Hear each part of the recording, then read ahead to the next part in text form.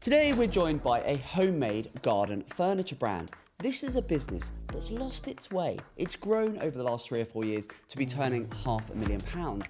And now this is a business that has just branched into selling all sorts of different products. And it feels like it's a bit rudderless. It needs some direction. And that is why our guest James is joining us on the Grow with Evergreen podcast. This is going to be good fun. Let's get into it. Welcome to Grow with Evergreen, the podcast designed to help you grow your business by providing practical insights into all things paid media, creative and digital strategy. Every episode, we help home, garden and lifestyle brands with their growth challenges by delving into their business, dissecting what they're doing and defining a digital growth strategy they can take and deploy into their business. Let's get into it. Welcome back, beautiful people. I hope you're all doing well. This could be an interesting one, this. Today, our guest is James. His company is Foundry. And as I said, they sell homemade garden furniture and a real mix, a real variety of furniture. And when we were having a quick chat before we came on, I thought, blimey, there's quite a variety of different products here. Everything from dining tables to garden planters. And I sort of said, how have you ended up doing that? Well, we started doing a bit of this and now we've got doing a bit of that. And, you know, we're doing some direct to consumer stuff. So some online e-commerce stuff. We're also selling to a commercial audience as well, doing some hotels and some really interesting stuff there. It all feels a little bit rudderless to me. I don't know, Darren, what do you think?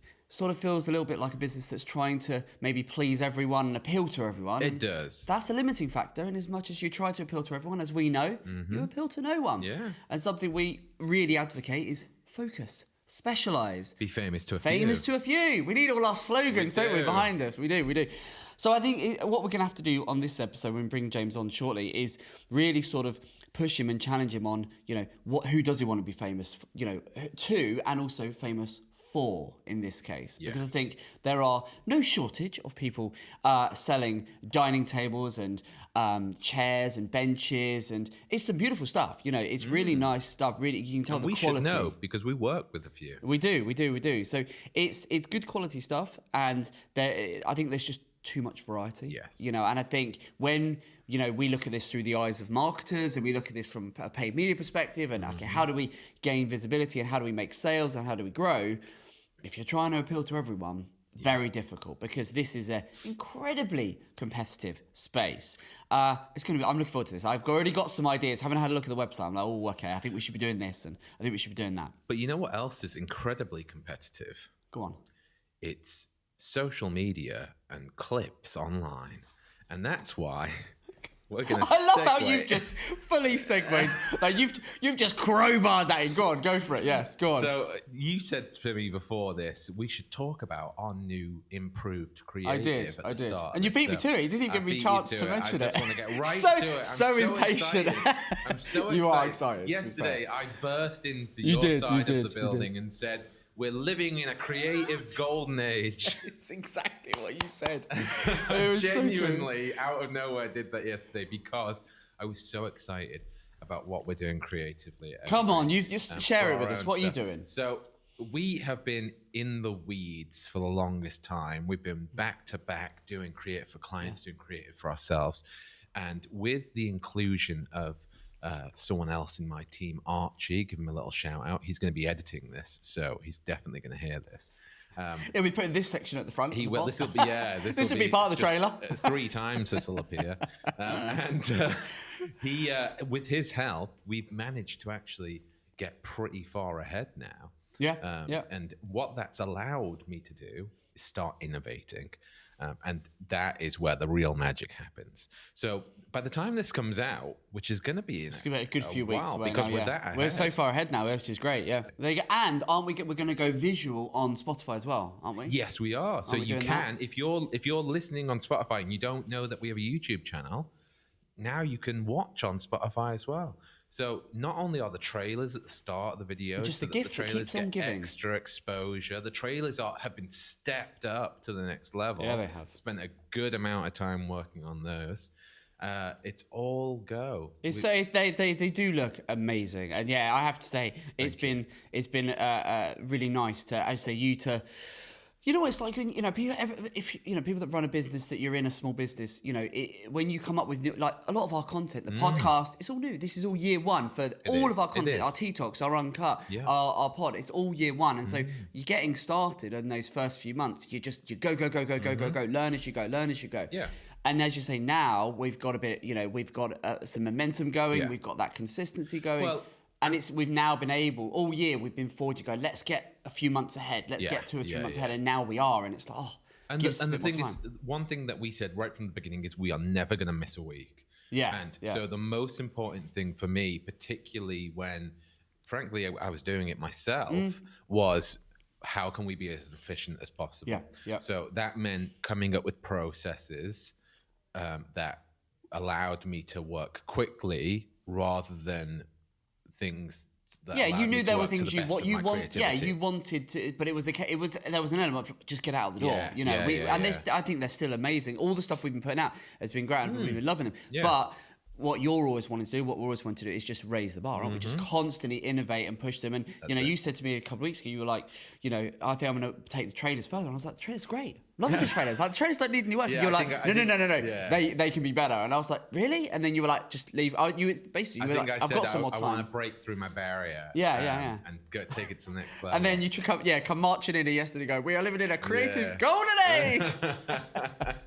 I was like, and I'm there sitting there doing all the work, and I'm like, anyway, just crack on, come on. So hopefully, if you're listening or watching to this, you have already seen the fruits of our labor. Hopefully, people have noticed the step change, the difference. But they are good anyway. But yes, I think so, and we wanted to share that because I think hopefully folks will notice it. But also, I think there's a lesson there in businesses. You've got to keep innovating, haven't you? What's the phrase that we like from someone we follow? If you don't innovate, you evaporate. I think we've got to keep innovating. We want to keep raising the bar, experimenting, trying different things. That's it. We've been experimenting not so much on the pod, but on the T-Talks with different camera angles and different setups and stuff like that. I am actually going to do this now. Archie, get ready for this because you're going to have to put something in here. Another thing that I've had time to do is with our proprietary language that we like to use across all of our things, I've been able to make actual visual overlays so that every time we say something like, get creative, something comes up like that. It's a Brucey bonus. Is that one? That's one. Hey! Or it depends. There we go. Got all three of them in there, Archie. I love it. That's so good. Archie's going to his workout. He's going to be frantically editing. Oh my God, what are these guys doing? What the hell are those overlays? But one thing that Archie doesn't need to do, because I'm going to do it for him, go on, is play the paid media mysteries. Oh, is it that time again? Come on then. Let's do it.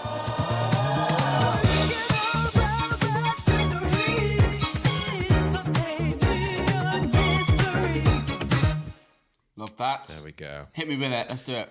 So, I was talking about social media just then, about how competitive it is to get clips out there. So, I'm going to go with a social media related ad spend question. Okay. My question for you this week is, what percentage of the UK's, kept it in the UK. Thank you. Total advertising spend in 2024, kept it current for you. Thank you.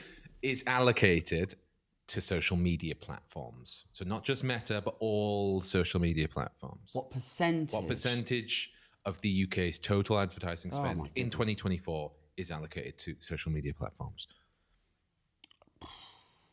So that's not going to obviously include Google. No. Nothing search. No. Just social. Purely social. Of the what spend is it? That total advertising? UK's total advertising spend. And of course, this is approximate because we're in December, but... And it's... Oh, blimey. Can you give me a hint? Can you give me a clue? It's... Without giving it away. It's not that high. It's quite low, I would say. Yeah, I immediately was thinking it can't be more than like 10%. Was my immediate thing, but I think it's got to be... Is it... Maybe a little high. A little higher, okay. Maybe a little. He's giving me hints. I don't know. All right, I'll double it. 20%. It can't. You're close. Okay, what is it then? It's 22. 22%. 22%. 22. Wow. Yeah. I don't suppose you know what Google is in terms of from a search perspective. equivalent. 78%, I would imagine. No, outside of Google and Meta, there are other advertising. Other advertising is available, but I'll bet you Google is. It's got to be more. It's got to be at least quite 60 something. quite a bit more than that. But then there's all the other platforms. There's all the other sort of types of advertising you could do. All those things we don't. We don't worry ourselves about. But Google. yeah, such 22%. Wow. I mean, what's most staggering about that is if you go back a few years, it wouldn't have been anything like that. So it's the change in probably a decade. I think.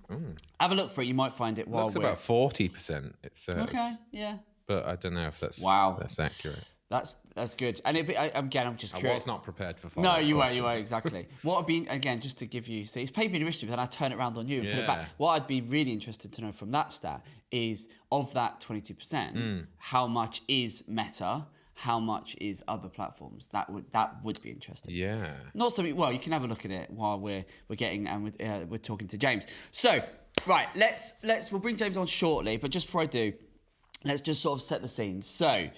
His business is doing about 550 turnover now, so he's broken that $500,000 bracket. Starting in 2020, grown really nicely year on year, I think by just making some online sales, word of mouth, referral, recommendations, all the classics. His business, he got a nice chunky B2B order last year, which really helped lift the revenues. And he's doing, I think, probably doing a couple of $100,000 online in terms of online sales. He's listed his marketing challenges as first marketing challenges are true brand image and how we market across multiple categories and industries. Yeah, that's definitely a challenge. That is definitely a challenge because if you're trying to market to everyone, you're literally going to get no cut through because it's just so competitive. The second one is he's literally is just selling indoor furniture. That's a challenge. Yeah, it is. And then the third one is being heavily reliant on Google. We're going to get into just how reliant his business is. Oh, go on, have you found? I've got it. Oh, go on. So it was 22% was against social media. So of that, 60% of that, so 13% in total is Meta. Wow. 20% of that, so about 4.5% total is YouTube. Okay. 10% or about 2.5% is TikTok. And then the remaining 10%, which is also split about 2.3%, is other. So only two. Hold on. So 60% of that is Meta. 60% of that, 22%. Yeah. But only 2%, thereabouts 2.5% of what about is TikTok. Yeah. Which is, I mean, we don't do TikTok. We're looking at it. We're seeing if that's still nearly $1 billion. Yeah, but we're going to be led by whether from our clients' perspective, there's demand. And we've put some feelers out and they've gone, well, maybe. Yeah. There hasn't been a huge appetite for it so far. It might change, but there is a lot of talk of TikTok. And I think, for me, looking at that, 2%, it's not... You know what I see a lot of on TikTok, because I'm literally on it all the time, is people selling things in TikTok Shop, but not from like an ad point of view. Right. They're just making their organic videos, selling things in TikTok Shop, but they're always laughable at how they'll be selling, like, say, some fleece-lined trousers or something, and they'll start the video off by going, "Someone's getting fired, guys. You can't believe the price on these. Someone's accidentally put the price down low. You got to get them quick." Oh, really? It's a bit of that. And it's just. And that's why I don't use TikTok, because that would drive me round the bend. Mm-hmm. I just think that's a joke. But Meta, I mean, we do masses of Meta, and it's clear that that's the lion's share. Yeah. But I thought TikTok might have been higher. But anyway, that's good. It's good. Okay. It's good. It's interesting. Thank you. Right. So, back to James. So. So Google is his big his third challenge, and we're gonna have to find out just how reliant his business is on Google at the minute. Where do we want the business to be in 1 year? Looking to increase our share in the B2B market whilst increasing D2C by 20%. And then what does it look like when the business finishes? I think this is interesting. And we're going to challenge James on this. So he wants 3 pillars to the business, focusing on gardening for both D2C, so direct to consumer, and then direct to business, so B2B. And then a Foundry studio, focusing on commercial design projects, and then some unique furniture builds as well. So a real mix. That's trying to do a lot. And considering they're a small business, there's only half a dozen of them. He's got his work cut out. Right, then he's got some questions he wants to ask me. But I think it's going to be interesting. I think we need to just get James on and get into this one.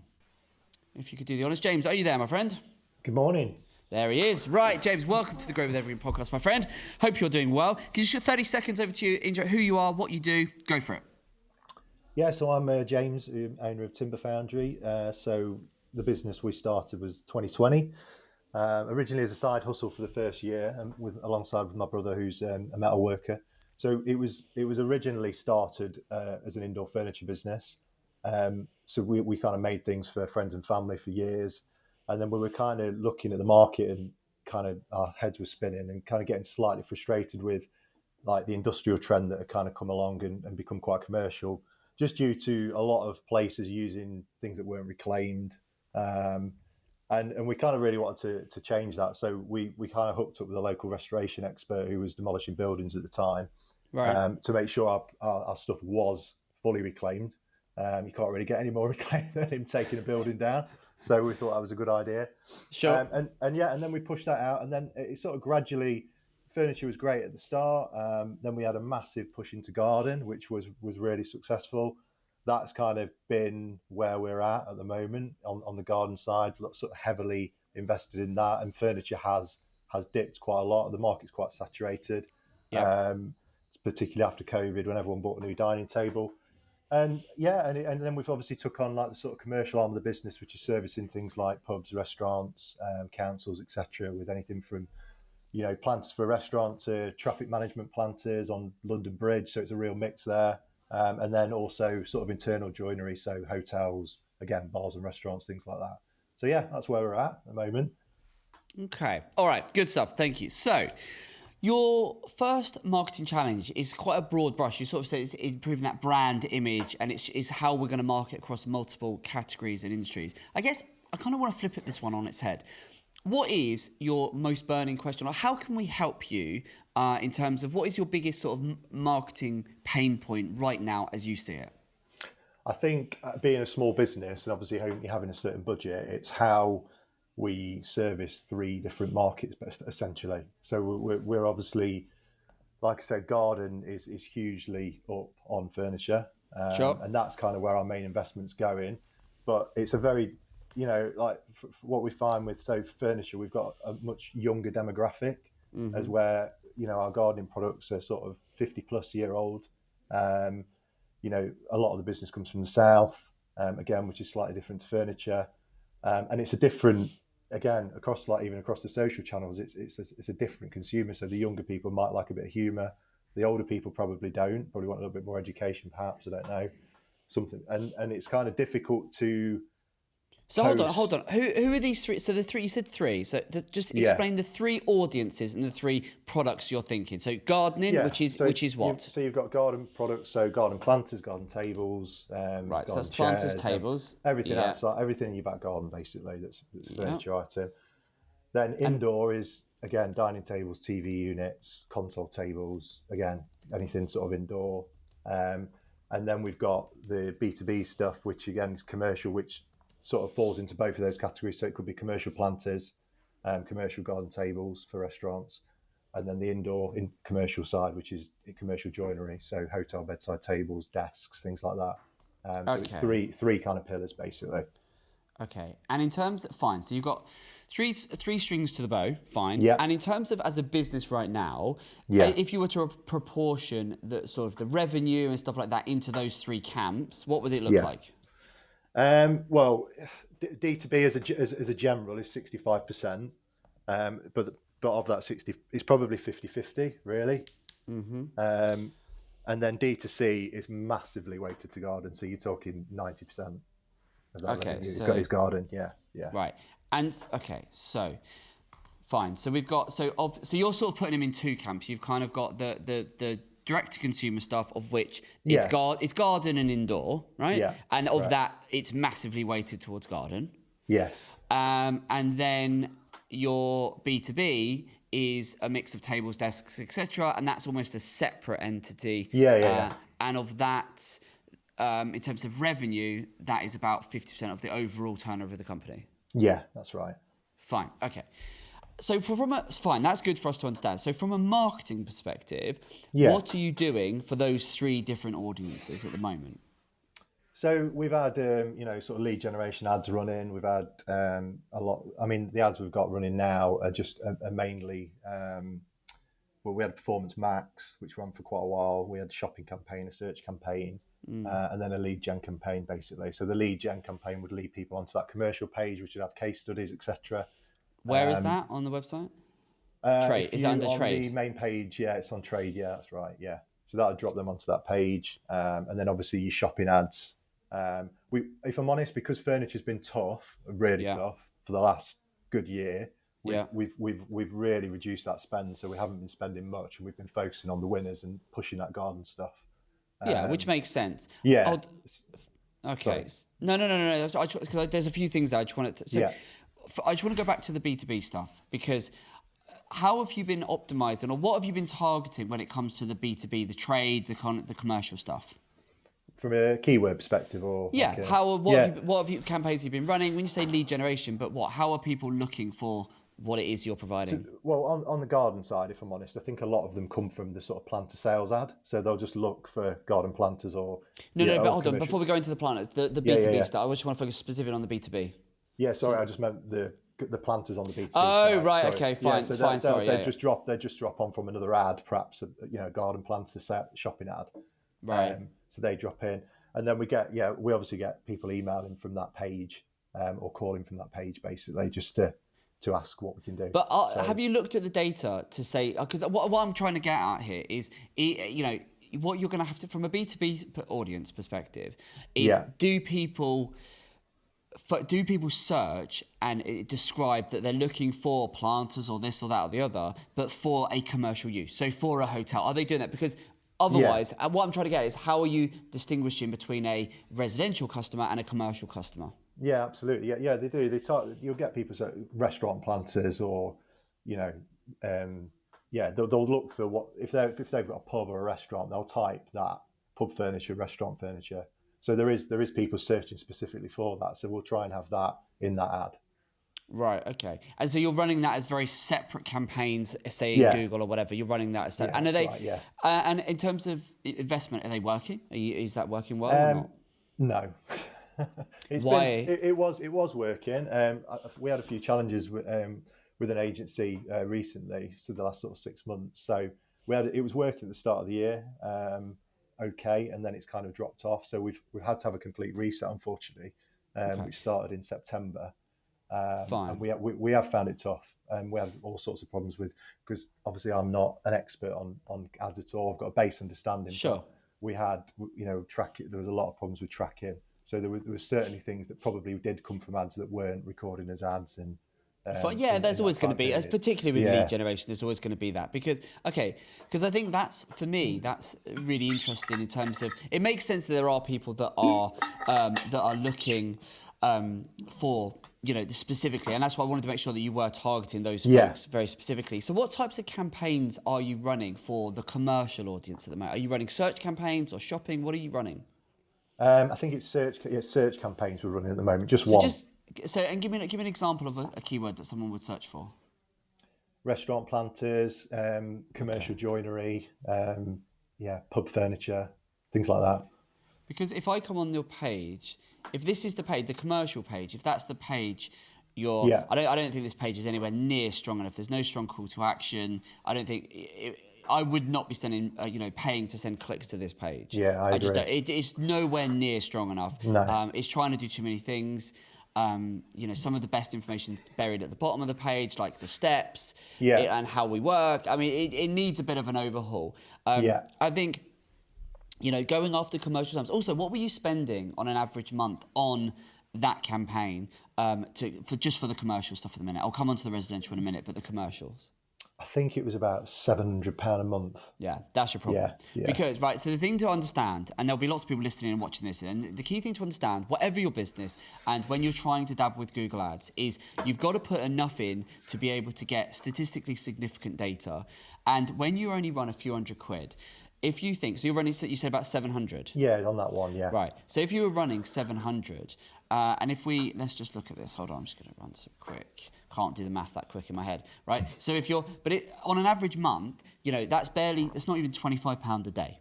Yeah. Right? If you look at £700 across a Yeah. 30-day month, it's 23 quid. The trouble is, when you're only spending a few pound like that a month, what happens is, based on your cost per click, of which if you are going after commercial terms, I can guarantee you they're expensive, because the market rate will dictate that. And if you're going after hotel planters, stuff like that, there is going to be, I'm just going to Google it now and just see if we look at hotel planters. And so the problem you get, there's, when you Google, say, hotel planters, for example, there's no shortage of competitors that come up. There's all the shopping results come up. So that was going to be my first thing is even if it's a commercial term, this is why I asked about what types of campaigns you're running. I wouldn't be running the search campaign. Well, I probably would run search campaigns, but I would definitely be running essentially shopping performance max campaigns, because you want to put the product, because if they're looking for a hotel planter, restaurant planters, this type of furniture, as long as it's specific types of furniture. If it's a restaurant, it's more generic, then and it's not a specific type of furniture they're looking for, then a search campaign would work well. But if they're looking for, they know they're looking for planters or this or that or the other, but for a specific commercial use case, then shopping, it makes all the sense, because you're going to get the image, the price, and then the call to action, the reviews, etc. You get all of that good stuff visually to go, that's the sort of thing I want. And if you makes complete sense. The big thing to do is to look at, when you're thinking about this, you can just go and Google it. Just go and Google it and look. And when you see hotel plant, you go, oh, okay, there's lots of competitors that are coming up. If I'm going to compete, I need to be in the shopping, and I can also look at that to get an idea of what other products are coming up, by who, their price points. Basically, if I was to be in amongst that mix, am I going to be competitive? So that's the first thing. Okay. Now, but then also, and then that would mean you're then sending people directly to the actual product pages, which would be good. But even those product pages are going to need to be optimized for a commercial use case, because if it's a planter that a commercial person could buy, but then it's also, you can't use the same product page to then go to for a hotel or a restaurant, because it won't look right. So you would almost need to basically have the same product, if it is the same product, assuming it is, but listed very differently. So it's very much optimized for, this is a planter, this is a this, that, or the other, for hotels, for so like a double restaurants. listing, basically. You would basically have two versions of the listing. Absolutely that, yeah. And have you got any of that at the moment or not? No, exactly. So I was actually thinking about, we need something commercial related on the page, but actually now you say that makes complete. Don't try. And this is a problem when you're trying to trying to appeal to two different audiences. They are two fundamentally different customers, and if you try and have one page that covers both, you're going to alienate both, because I don't want something that's for a hotel. Absolutely. I want something that's going to go out my front garden. Or equally, this thing goes on people's houses. Absolutely, it's not for a hotel or for a restaurant use. So I think you're going to need that. So you want to, but then what you're going to do is, what you need to be leveraging is, and doing some keyword research. Leverage your paid data, your organic data, to really understand exactly how people search, and then you create some really tightly optimized shopping and performance max campaigns. I'd probably experiment with both. But I think that, but then to go back to the budget thing, you've got to then equally, if you want to do it, you've got to be realistic with the budget you're putting in, because if you're only putting £700 in, you're getting 20 odd quid a day. If your cost per click is, let's even keep it simple, let's say it's like £2 odd a click, which is probably even more than that. You're only getting, half a dozen, 10 clicks a day. And if you then think, well, I might get, if you're a typical e-commerce website, or if you think of typical conversion, you're going to get 1 to 3%. You need 100 clicks, right, there or thereabouts, or, to get 2 or 3 leads. And so if you're only getting 10 clicks a day, that then means you will need to have, it's going to be a week, 10 days. You're only going to get, on average, 2 or 3 leads, a month. Do you see the problem with that? Because then you look at it and you go, well, actually, I'm not putting enough in to get enough out. And then you might get the odd really good lead. But what will happen is, I see this all the time, what will happen is you'll get just enough that you'll keep doing it, because you'll get nothing for days on end. And then you get one, I got one, right, great. Okay, we'll keep it going now because we've got one. But then actually you'll get nothing for another 2 weeks. And you'll think, it's not working, I'm going to turn it off. And then you get another one. You're like, okay, I'll keep. And that is a classic symptom we see on businesses where they don't put enough in because they're trying to spread themselves too thin, essentially, across too many things. So I think there is going to be a market for commercial. I think you're going to have to do your research. You're going to have to duplicate your products to be very much appealing to, this is for you. If you're a hotel and you're looking for these planters, this is for you. You're going to have to duplicate the products, optimize the pages. You're then going to need the imagery that clearly shows. I mean, you've got a few images, but clearly shows these are the products. This is for you. You know, here's what your hotel, your restaurant would look like. And then you're going to need to make sure that you've got a realistic budget. If you look at your cost per click and reverse engineer that, you'd be able to get some really good insights from your own data if you've previously run it. So I would be pulling that data off and going, right, how much was my average cost per click? How many leads did I get? How did people search? What were the inquiries that we got back, and where were they coming from for what products? I would also be using your organic data, so your Google Search Console data.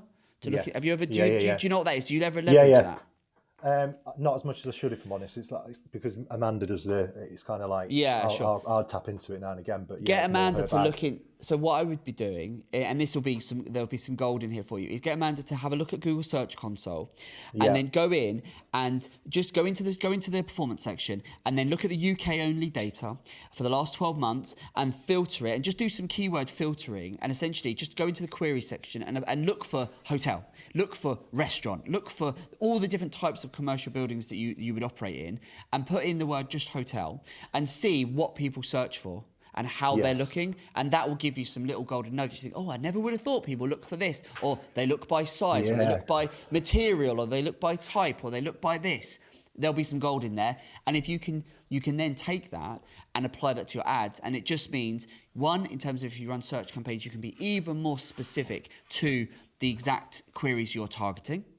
But also, the Brucey bonus you get, Archie's going to have to put that in again, the Brucey bonus that you get is that you can then better optimize the actual products that you're going to relist, because you can then say, this is if you saw that wooden planters or whatever was a key term of how hotels looked, or a certain size or a certain configuration, you can weave that into the titles and descriptions of the hotel products. Yes. No, does that make sense? I'm frantically writing stuff down. Oh, well, don't you be able to listen to this back, so that's fine. Good point. That is, and I think that's how you win. So duplicate the products, go all in on the imagery, the text, and really just make sure it really screams to a hotel restaurant owner, this is the product for you. But then you also are going to need to reverse engineer the keyword data and have a realistic budget to make it work. Yeah, because what you're doing, it does not surprise me at all that what you've done didn't work. And it might be that you had someone doing it for you who was no good, but ultimately it might just be that you didn't put enough in to get enough out. And if that is the case, we see that a lot. And it's we have to say a bit of both, isn't it? Yeah, it might be. So is that useful on that side? That's really useful. Yeah, no, really, really good. Right, good. I was thinking about optimizing the pages, so that's a really good tip. No, duplicate them, have them separately. Yeah. That's good. Right, we're just getting started. So cool. Now I want to come on to the residential stuff. So you've said that that you've got the garden side, and then obviously the indoor side. And you said, I just want to check, that 90% of the sales are from the garden side. That's right. Yeah. So why are we still doing the indoor stuff? Exactly. I don't know. I think it's because my heart's in the indoor stuff, and it's not a great business decision. But when we started with furniture, and what we want to be known for is, or what our ultimate goal of being known for was, we wanted to take make sustainable furniture from source. So we wanted to have the tree that fell down.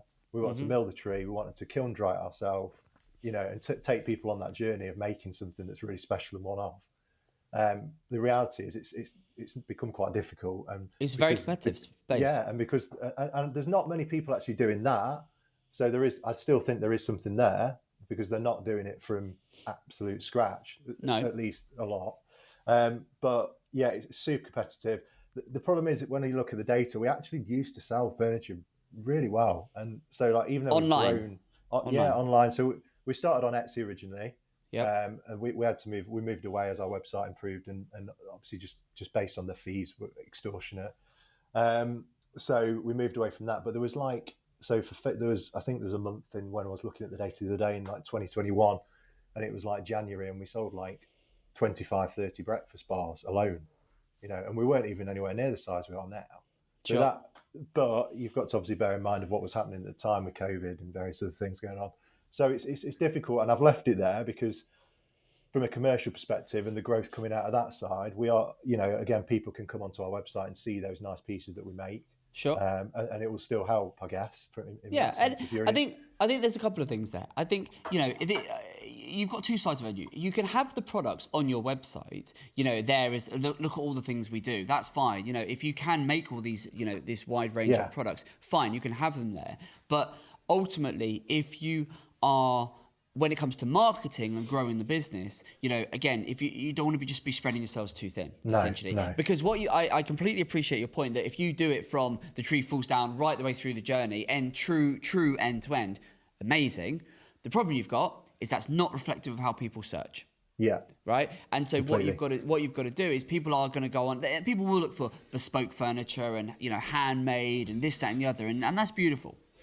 But the average customer is not going to understand the difference between someone that says, anyone can optimize and say it's bespoke, it's handmade, it's this, it's that. How true that sentiment is, yours might be truer than the average, person. But what you've got to remember is that's not reflective of how people are going to search. They're going to be looking for this type of product, that type of product, with albeit handmade, bespoke, etc., etc. So you can have the products by all means, but I do think, as we said at the top, focus is key, particularly when it comes to marketing and if you're going to do your ads and so on. So in terms of are you doing similar to what you're doing with commercial? Are you running ads to do both garden and indoor, or what does that look like? So we start putting furniture back on again, just purely because obviously the seasonal relevance of garden stuff. So we put indoor furniture back on, and we've actually turned it off because it just, again, tough, not really doing anything. And we're still selling garden stuff, basically. Not obviously in the quantities we do in the summer, but we are still selling it. There's still, a few commercial orders kicking about as well, people doing stuff. So we've basically funneled the money back into outdoor. So currently, we aren't really spending on furniture. A tiny bit on meta. But when you were, what were you spending? It's really high cost per click, like so competitive. We were doing it half and half, so we were probably spending $1,500 a month on indoor. So you were spending about $1,500 on garden and the same on garden and indoor. So we split it 50-50. So what, $750 on each, or one? No, sorry, we split it 50-50. So 3,000 a month and $1,500. Right, 3,000 a month indoor. Okay. Yeah. Fine. Okay. But you did that, and again, it was sort of you just tried it. Didn't work. Yeah, we had a few inquiries, a few like bespoke inquiries, kind of never really happened, or we did a couple, but nothing. It just wasn't really it just didn't make sense. So But did you make sales? Because obviously it's e-commerce, so you're actually selling. Yeah, we had a couple, but it wasn't anything chat about. It wasn't with a ROAS, it wasn't really worth it, sort of thing. So we've basically refocused it back onto garden. Right. Okay. So and at the minute, so now we're effectively 3K all into garden. Yes, that's right. Fine. Yeah. Again, I'm going to sound like a broken record, but you've got the same problem there, right? Because how many SKUs, how many different products have you got? 50 products online. 50. You got 50 products. So in your merchant center, it's about 50 products. Yeah. Yeah. Right. So and are you running shopping or Performance Max? Both. What are you doing? We're running a Performance Max, a shopping campaign, and a search campaign. Is it just one? Is it one Performance Max campaign? Yeah. So if I was to go into your ad account right now, it would show you've got what campaigns you got? You've got one Performance Max campaign. Yes, Performance with Max. All products in. No, just with garden products in. Just with the gardening. Yeah. So, and how many garden products are there? There's 32. Okay, so we've got 30 odd garden products in one campaign. What other campaigns have you got in your Google Ads account? We've got a search campaign for planters specifically. Right. So what match type is that 11 products on. And what match type? How many ad groups are in that campaign? I think there's one. One ad group, and what keyword match are those phrases on? Sorry, say that again. So if you were to go into that ad, are you on your ad account now? If you were I'm not on it, no, sorry. Oh, okay, fine. If you were to go into that ad account, what keyword match? Are you on exact match or phrase match or broad match? Do you know what you're doing? I think it's a mix. Okay, I wouldn't be putting broad as well as phrase and exact in the same ad group. So you can put phrase and exact at a push, but I definitely, if you've got broad in, basically I would not be going after broad. It's too broad. Too much. You haven't got the budget for it. Yeah. And I think it'd be interesting to know what keywords you are targeting in terms of how specific those keywords are within your search campaign. Yeah. So because you're going to want to go specific. And what I'd be doing is get Amanda to go into your Google Search Console, look at the last 12 months in the UK and filter by planter and look at all of the ways your customers are finding your website when it comes to anything to do with planter. This type planter, by size, by type, by this, by that, by the other.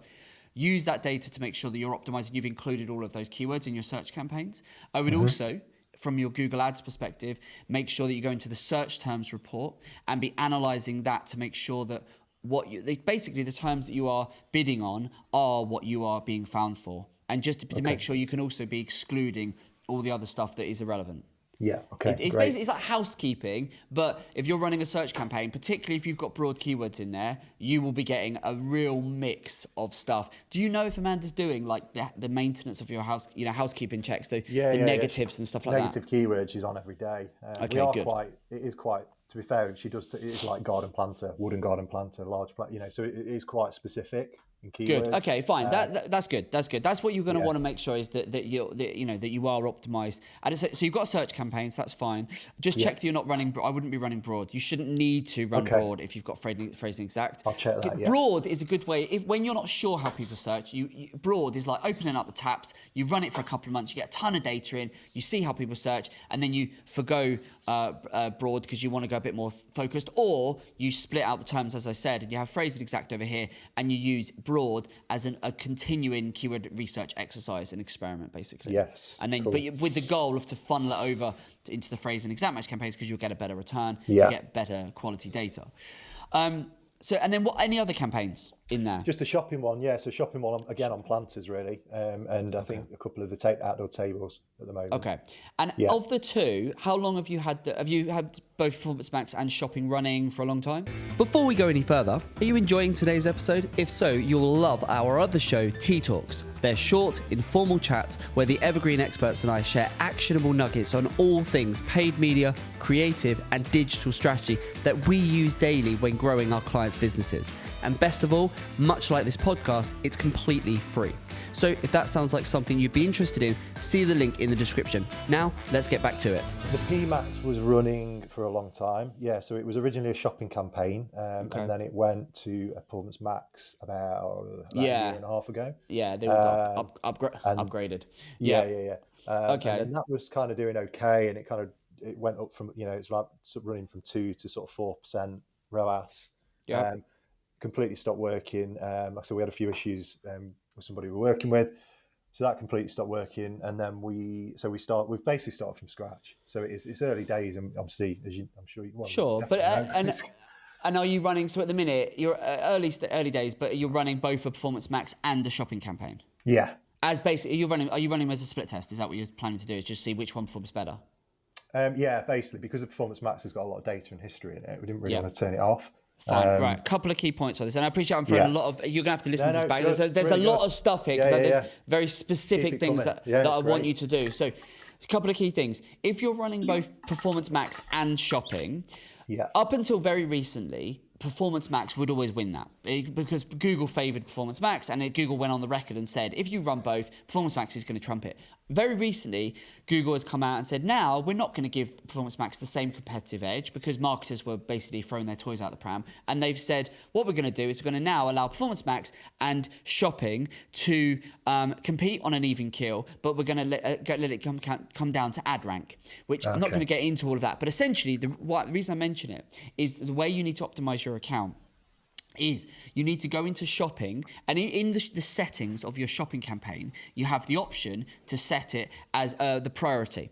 So what you're going to want to do is set your shopping campaign as low priority, and that will mean that your Performance Max campaign will get high priority.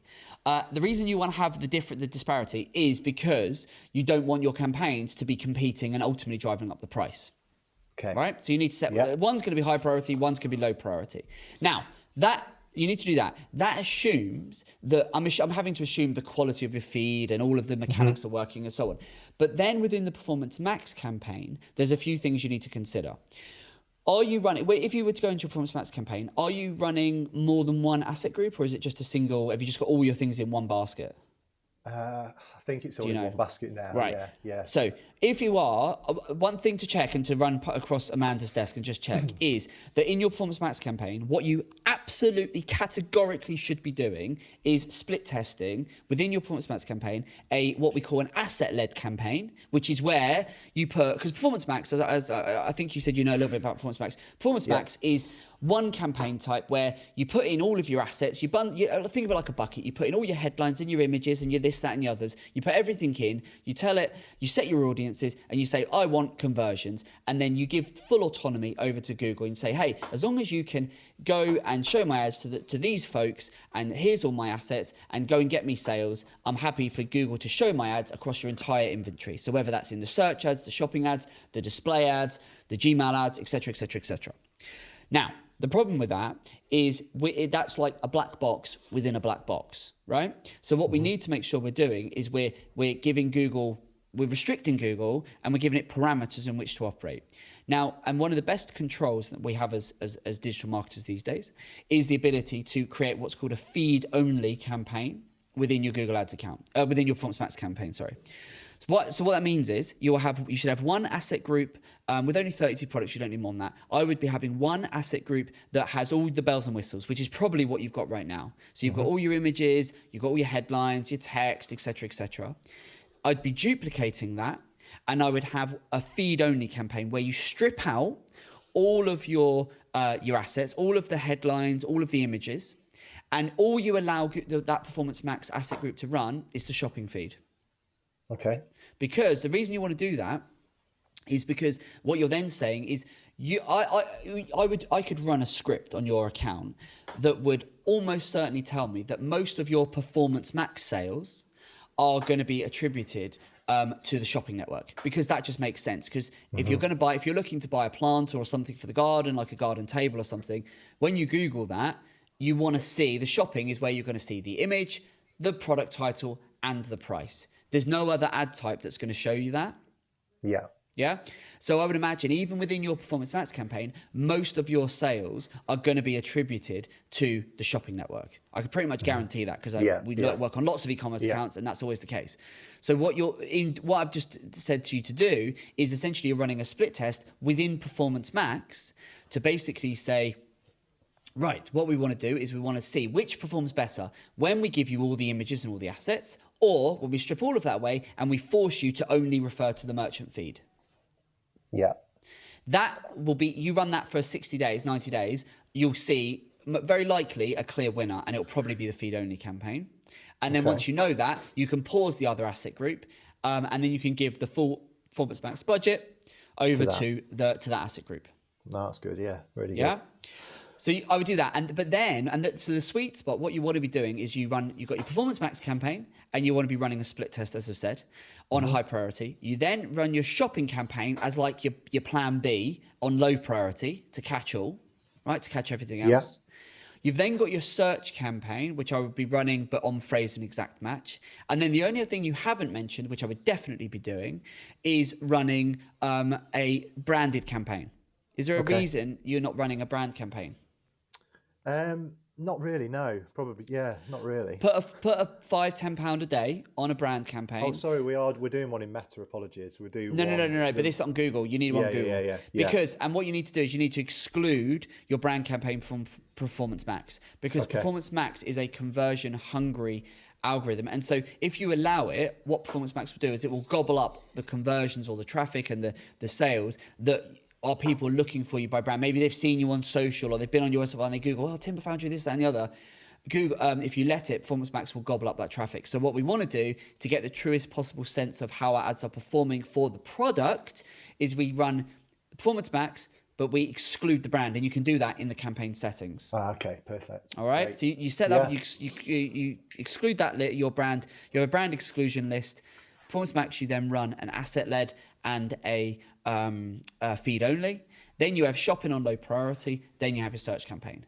And then what you've got, but then within that, what I would be doing is I would be putting all of my budget into the garden products. If that's where 90% of your revenue is coming in, I'd still, by all means, keep the indoor stuff.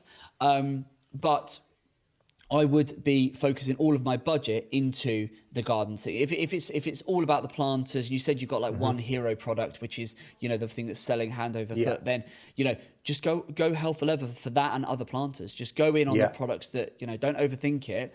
I'd be going all in on those from a marketing budget, because even 3K, that's only £100 a day. Yeah, of course. It's not that much. No, it's not that much. It's not. And then if you were to do those things, and then you want to get to the point where you can see, okay, as a business, I can see I can put 3K in and I can 3X that, I can 4X that. And then it just becomes simple math. I've got, you know, lots of clients where you're going to get to a point once your campaign's fairly well optimized where you're going to say the maximum amount of sales I can make is, you know, if I put $3,000 in, is I can make 10 grand worth of sales, you know, which is like a 3.2, 3.3 return. Let's say it's that.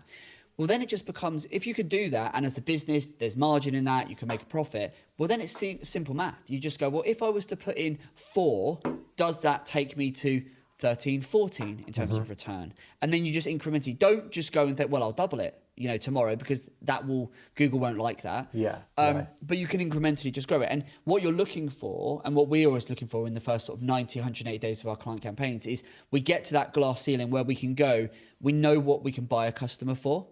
And as long as that works for the business in terms of, well, I can put £1 in, if I get £3, £4, £5, £6 back out, that works, well, then you can start to incrementally, and that's how you grow. Got you. Yeah? Makes sense? So, absolutely. So that's that.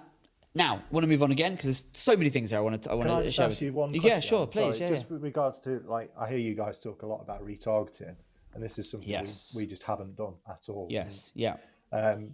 Is that something you'd advise based on obviously what you said? Baby. Absolutely. That was going to be the next thing. Absolutely. Okay, there we go. We need to be all over retargeting. That's the stuff we've covered so far is just getting your basics in place. Let's get the structure right, the foundations right.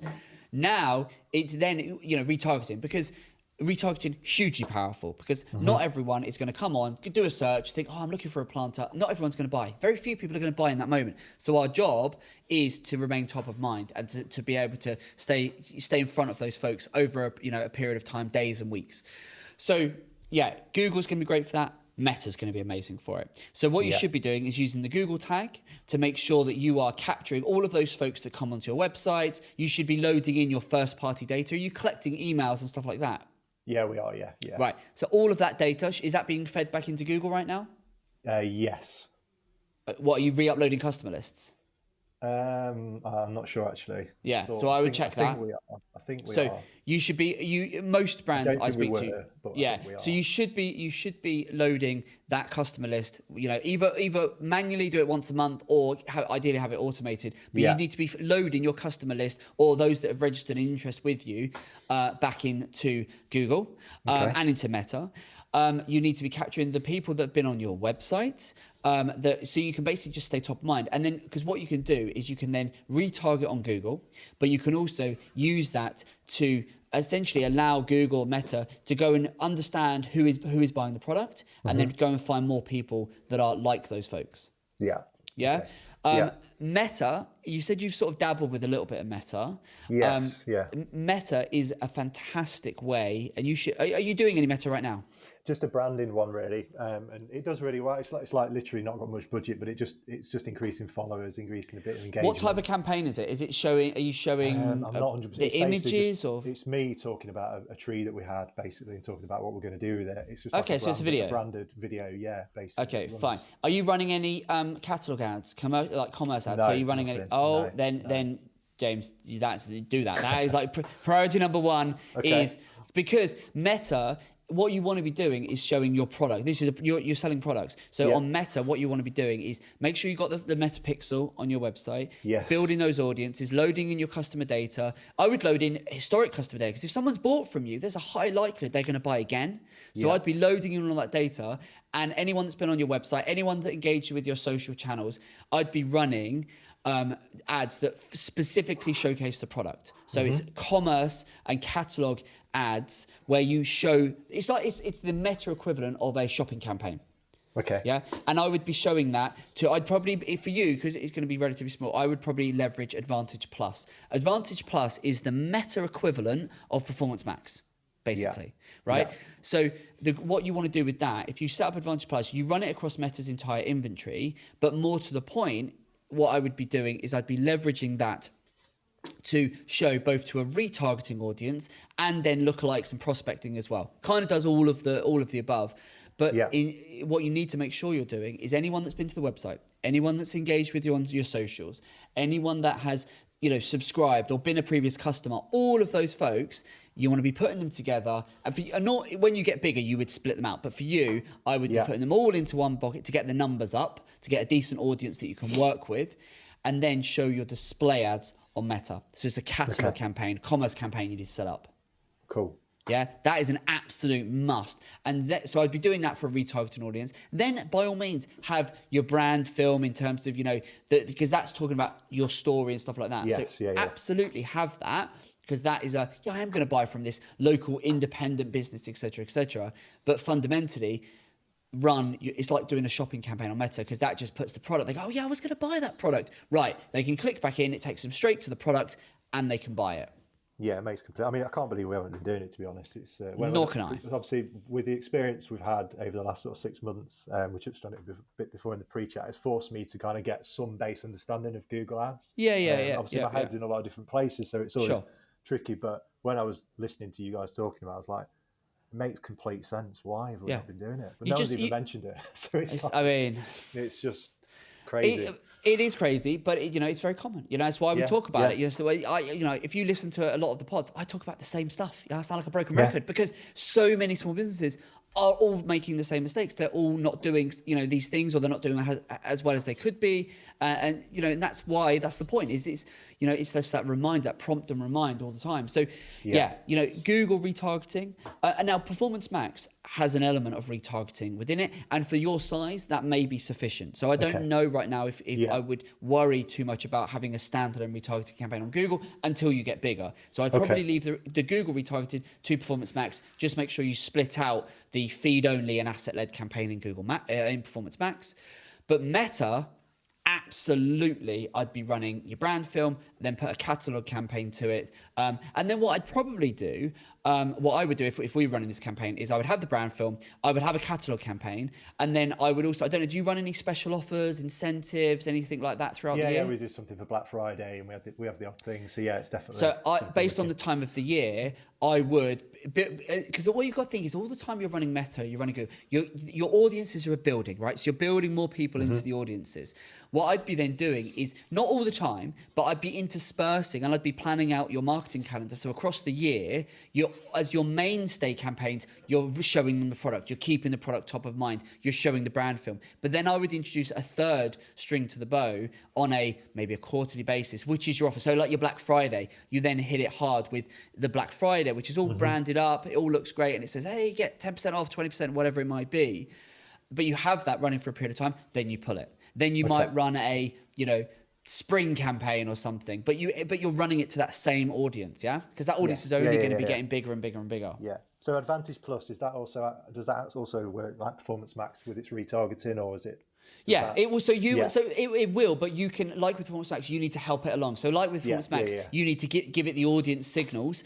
Meta's the same. So your Advantage Plus is the same. So you need to be in Meta creating the audiences. You need to be uploading your customer list. You need to be building the lookalikes, so that you're saying to Meta, these are the folks that have bought from us. These are the folks that have expressed an interest. These are the folks that have engaged with us on social media. These are the folks that have been on our website. And that's all achievable by having the pixel on your website, loading in your data, and setting up your audiences. You basically set up an empty pot and then let Meta and let Google just fill those pots up. And until they get to, like a certain size, so like I think Meta's 1,000 and Google's about the same. Until you get to that sort of level, those campaign types are not going to be able to be used. So you need to let them build and accrue to a certain point before they'll actually kick into life and go, oh, actually we can start using all these. Got you. Yeah. Right. Yeah. So absolutely, definitely do that. I think the other thing again that you may come up. I know you said you got Amanda, who is your marketing person, bit of a jack of all trades. As you grow, what you're going to likely come up with is, there's a reason like agencies like ours exist. There's a reason why we have dedicated departments that's paid search, which is Google and Bing and YouTube, and then paid social, which is your Meta and stuff like that.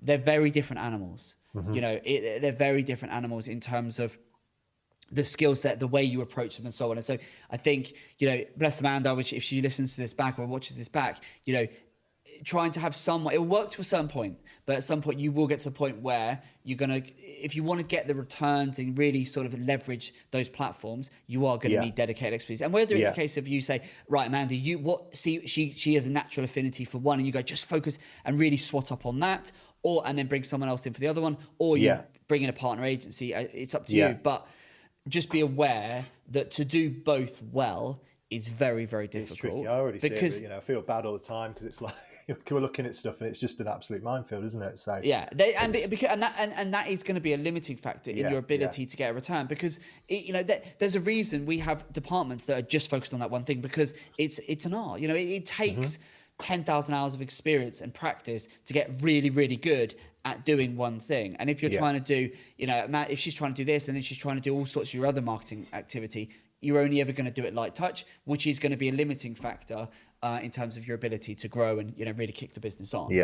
But that kind of depends on where you want to take the business and so on. So hopefully that's useful. Got one last point, and then we're going to have to wrap this up. But I've got one last point that I just want to share with you. Something, a bit of homework for you is, in your Google Analytics, do you use Google Analytics 4 as your tracking? Yeah, we do. To be able to see your sales and so on. Right. Or see your traffic, sorry. So something for you to just be mindful of is, as you grow this business and as you kick this business on, what you're going to want to make sure that you don't become is hugely reliant on paid channels, right? So, and I advocate paid channels. I think they're an amazing way to kickstart and to grow a business. But what you need to have at least an awareness of as you go, push towards 1 million and you go beyond that, is that what are you doing with your other marketing channels outside of paid platforms? So you need to understand, basically, I call it the backbone of digital marketing, because I liken it to 4 pillars of how you can acquire traffic and customers. There's the percentage that you buy. That's all the things we've been discussing. That's your Meta, it's your Google. You are buying that traffic in. And when you're a small business and you're growing, that is going to be the lion's share. And there'll be 50, 60, 70, 80% or more. But then what you need to understand is, what percentage of your traffic do you own? Because that will be very, very small. But what you want to make sure it's happening is you're aware of it and you are proactively thinking about how you can increase the traffic that you own. That is the people that it's building your brand. It's people that are searching for you. It's repeat and returning customers. Then you've got the percentage of traffic that you are nurturing. That is your social medias. That is your email marketing. So again, you just need to be, once you're mindful of it, you can think, well, what are we doing on our socials? And maybe Amanda, some of her focus should be on your socials. You need to be active. You need to be current. Pre the recording, Darren mentioned there were some issues for you to sort out with your socials. It's stuff like that, because you want to be staying top of mind with your audience. And then with your email marketing, what role is that playing? Because I can guarantee, as this business becomes a 7-figure business, you will want to make sure that email is at least 10 to 15% of your revenue. I can guarantee that will happen. Then the last one is the traffic that you are earning, which is your SEO. And again, the way to compete with SEO is not to be all things to all people, and is to remember that fundamentally, Google doesn't care at all about helping the Timber Foundry to rank organically. So the only way you're going to do that is to repeatedly bang the drum of, this is what we do and this is who we do it for. And that comes full circle back to the original point of, if you're trying to be a jack of all trades, if you're trying to go, well, we do garden stuff, we do this, it's very difficult, because you've got a blog on your website, but your blog right now is basically, who cares? Because you're trying to talk about too many different, there's no consistency with your blog. You've got a handful of posts, but right now you're doing the classic thing that businesses do all the time, is you're writing across a myriad of different topics with no consistency, and it's never going to rank. It's never going to serve the purpose with which you're intending it to do. So what you've got to do with your content, if you want SEO, and it won't become such a thing now, but it's something you could start working on and start to sow the seeds now, to get the leads and the sales in the future, is we want to become famous and we want to become an authority on X. So for example, if this was my business and if Planters is the big sell, what I'd be doing is I would be writing guides, resources, creating videos, all of that stuff, so that you place the brand as the absolute experts on garden planters, as an example. Yeah. And at the minute, it's too sporadic. So your SEO won't take. So I would, if you were to go into your Google Search Console, a way to litmus test this is go into Google Search Console and look at your, you can filter in the UK, you can filter by pages. If you were to go and put in the blog URL, so if you were to just put in /blogs/ into the pages filter in Google Search Console for UK data, if you were to do that, I will guarantee you are getting very minimal traffic through your blog right now. Yeah, no, agree. And it'll be because, do you see what I mean? We've it's completely agreeing. Like with the email marketing as well, we just weren't doing anything really relevant. And but actually on this reset we've actually started, as you said, we've been emailing about, how to layer a planter, how to plant certain things. And actually on the Black Friday event that we did, the actual main revenue came from email marketing. And that really surprised me because it just hasn't been there previously. Well, it makes sense because these are folks that have raised their hand, right? They've said, "Oh, I may be interested in that. I've maybe bought from you before. I may be interested." So I'd be making email capture. I mean, there is nowhere on your website that has popped up to me that's very prominent. Where if you got anything that props up or anything, should be a pop-up for if you got a pop-up sign up at the start when you go on it. It should be. Let me just check. Maybe it's because I've been on the website. Let me have a look. Yeah. But you need to make email capture much more of a. Oh yeah, it's popped up there. Yeah, so you got your cookie thing, and then it will pop up. So I've been making email capture much more prominent because it doesn't surprise me. And some of the things I've just covered in this last 5 minutes is things that you can start to think. If you think about now, future you will thank you for it. Because what I don't want you to do is get to £1 million. You're like, oh, this is great. And then we've had businesses on and they go, we're turning 1 million. We're doing 2 million. I go, that's great. And then I look at their traffic and they go, yeah, but we're 80% reliant on Google. We don't have any more irons in the fire. And if that is the case, then you're at the mercy of like the Google and the meta gods. That's fine, but it's all, you're always going to see your margin's always going to be hammered because you're paying a premium for those clicks. And it's absolutely the quickest route to market. It's the rocket fuel that's going to grow your business. But you want to do it whilst being mindful of the other channels of just have that. What are we doing with email? You've started it. Amazing. Learn from that. Keep building it. What are we doing with our socials? Because that is people that we're building that know, like, and trust with.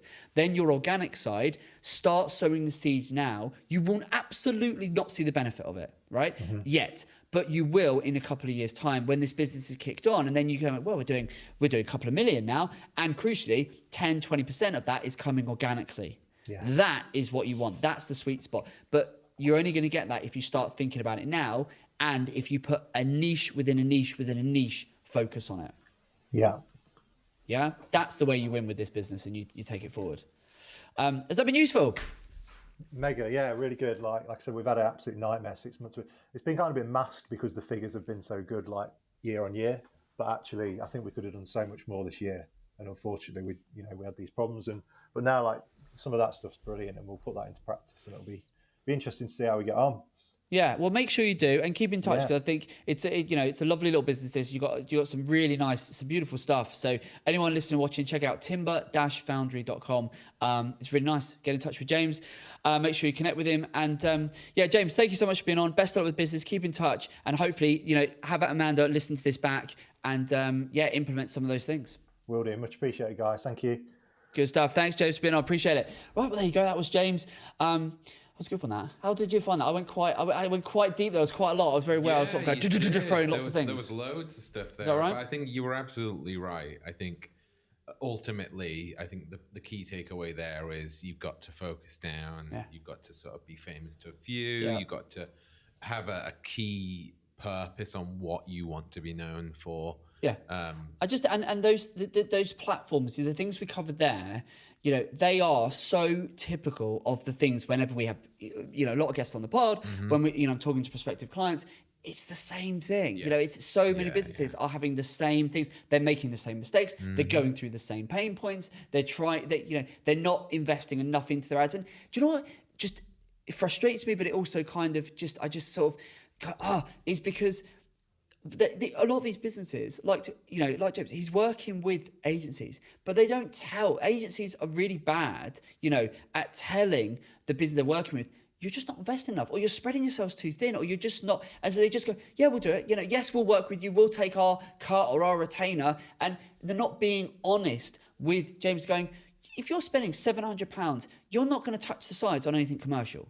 just don't even bother. Put that 700 into planters where the CPCs will, be lower than commercial terms for sure. And even within that, just focus on the key lines, the key products, but I just think it's that, because then I get business owners, and I speak to so many of them where they think, well, I'll go for everything. I'll put it all out there. We've got all of our products, all of our categories. And I see it all the time because we have inquiries come into our website, in terms of like new business inquiries all the time. And they come in every week and we ask the question, what's your budget? Right? We always say, we have options. We can, our budget is between 1 to 2,000 or 2 to 5,000 or 10 to, whatever. We have all these categories. We ask that question very specifically.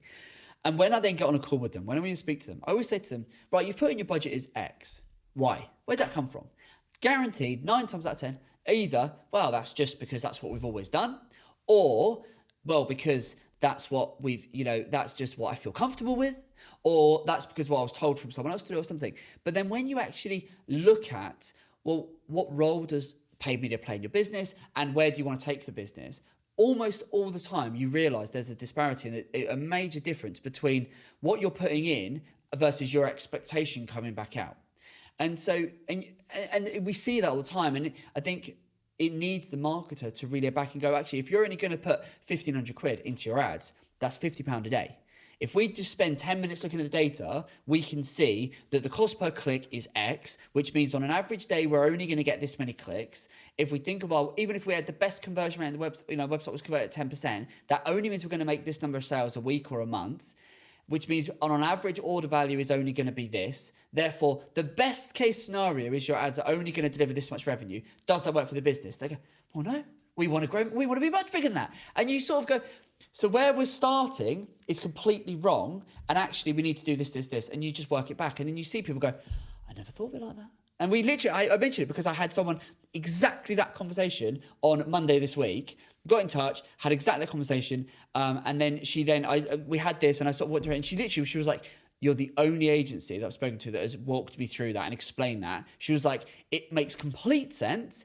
She literally sent me, I actually posted it on my LinkedIn because she responded and I took the screenshot of it and put it on my LinkedIn anonymously. But she got back and she was like, you're the only agency that's told me that, and I've spoken to several. She was like, and it makes complete sense what you've said. And she said, leave it with me. I now need to go back to the drawing board and rework out my numbers because I'd just gone with a figure that I felt comfortable with and thought, well, I'll put that in initially. But I was like, it's not going to work. It's just not going to work because of these reasons. And she was like, oh my God. And then we see it all the time. It is really interesting how you use that phrase, it's the number they're comfortable with. Mm-hmm. And often the people making these decisions don't really know anything about because business owners come to marketers, they come to agencies like ours, and they say, you come to for us for the advice, but then the marketers, it doesn't make sense to then tell you, to the marketer to then ask the business owner, what's your budget? It should be the marketer telling you what your budget is. Yeah. And that's why I always start the conversation with the commercials. What do you want to achieve? Yeah. What's the goal? Where are we headed? Absolutely. Tell me that, and then I will tell you your budget, and then you're going to have to go away and work out how you can achieve that budget. Or if that budget is not obtainable, then we need to go, well, what budget have you got? Mm-hmm. Oh, okay, well, I've earmarked X amount. Okay, well, if we run the sums and we look at your historical performance, or we look at your competitors, or we look at this, or we run some forecasts, and we're going to put X in, and we're going to get Y out. Well, does that, then, and therefore you go, well, yeah, we probably need to rein in. Okay, so we won't hit that level of turnover, but we can do this. And okay, and then you go, well, actually, if we could go from here to there, yeah, I'd be happy with that in the next 12 months. Great, let's do that. And then we'll reevaluate, because to go to that, you're going to need a bigger budget. And so it's very, this is for me, people love to overcomplicate stuff. It is so simple if you think about the business first and then understand then the role that ads play and just run your sums. Marketing is just maths. It's just simple maths. And that's why I love it, because I'm a geek and I just love the numbers. But yeah, honestly, I could talk about it all day, but we need to wrap this up. But yeah, well, there you go. Hopefully you found this one useful. Thank you so much for joining us as ever. We love making these. If you haven't already subscribed to my Tea Break newsletter, make sure you do that. I think you'd absolutely love it. Every Thursday at 11 a.m. it comes out completely free into your inbox, and that provides personal insight. So it's whatever's topical that I'm working on that week. I provide little insights into, I'm doing this or I'm doing that. And as we were recording this week's one that's gone out is actually a case study of a client where we 10x'd their revenue in 4 months. Yes, we really did do that. Sorry, go on. And where can people find that? Well, they can find it on our website, exactly. There it is. He's always the background, make sure I don't miss a trick. But you can sign up on our website, and it has personal insights, and then it has a recap of paid media. Paid media, personal insights, and paid media ideas, or is it personal? I forget which way around it is now. I forgot as well.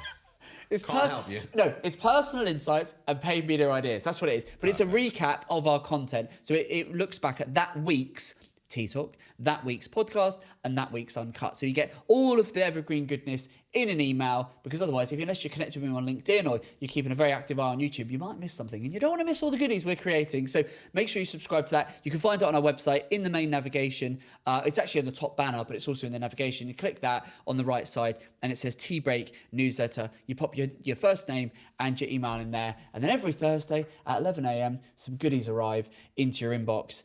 And you can sit there and enjoy. And if you don't know what that website is, it's theevergreenagency.co.uk. Yeah, true. Yeah, exactly. Yes, that is very... Thank you. This is why it's here, because otherwise it would all just go wrong. But yes, theevergreenagency.co.uk. Right, it's been a long morning. We need to wrap this one up. Thanks so much for joining. We'll see you next one. Take care.